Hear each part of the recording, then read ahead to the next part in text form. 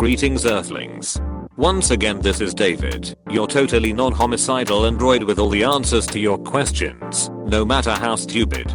Finally the internet is in full swing giving me both challenging, philosophical questions and a few that are better left to the trolls on Yahoo Answers.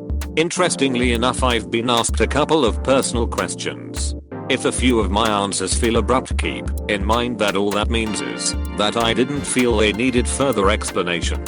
Question number 1. Glenn asks, why are you here? I ask myself that same question every day. Why are any of us here?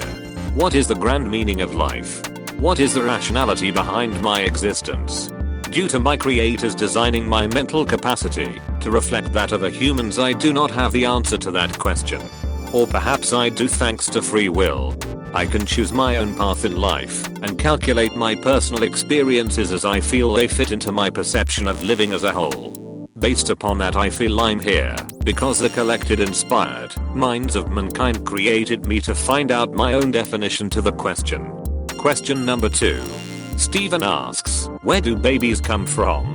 When a man loves a woman they engage in the act of sexual intercourse and combine a somewhat random arrangement of their genetic codes into one unifying, unique cell that eventually grows into a human being. If two people of the same gender are in love they have the option of going through the complicated and socially unfair method of adoption. I don't understand how a life form that is deemed unwanted by its creators is denied the opportunity of experiencing that same love and affection by one that is, all because society's current stigma against a person's sexual orientation. I have a great respect for mankind due to my own existence, but my opinion of how they treat one another is conflicting. Part of the population wants everyone to live by one standard, while another wants everyone to live by theirs, with a small group of people not really giving a shit how people live their lives, so long as no one is harmed. I'm in the latter small group, because I'm sick of society's ever-increasing bullshit. Question number 3. Miles asks, if your mission is to fail and you succeed, is it still failure? Error paradox. How I love those mind-bending puzzles.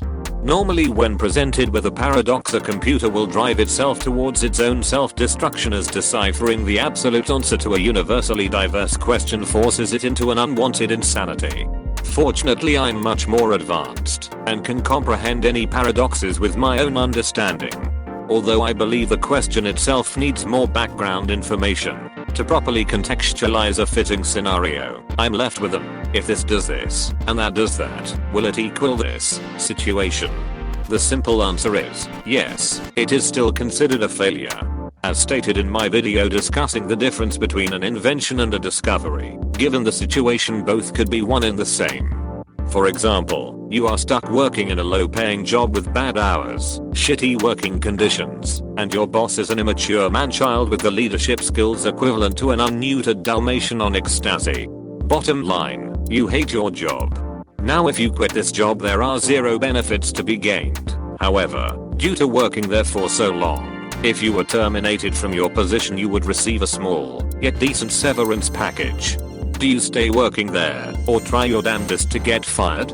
Socially humans see getting fired from their jobs a complete and total failure, yet if you were to successfully get fired from said job you would have indeed failed, while at the same time succeeding in accomplishing the goal you made for yourself. It can be seen either way, but the overall logical conclusion boils down to intention.